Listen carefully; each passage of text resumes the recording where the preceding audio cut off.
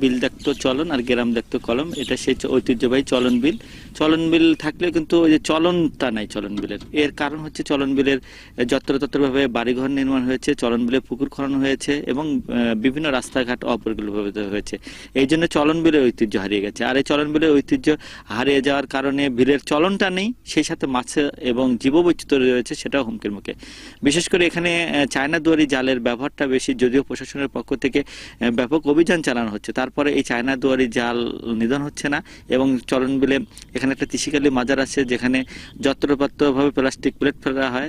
যদিও আমাদের ইউনো মহোদয় কিছুদিন আগে এখানে একটা ডাস্টবিন নির্মাণ করেছে, সেখানে সচেতনতা অভাবে ডাস্টবিনটাও আমরা দেখলাম আজকে ব্যবহার করছে না। তো চলন বিলের মাছ এখানে কমেছে।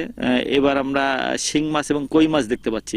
যদি এই মাছগুলোকে আমরা রক্ষা করি তাহলে চায়না দুয়ারি জালগুনা আমাদেরকে জব্দ করতে হবে, সচেতনতা বাড়াতে হবে, তাহলেই চলন বিলের ঐতিহ্য ফিরে আসবে, মাছও পাওয়া যাবে।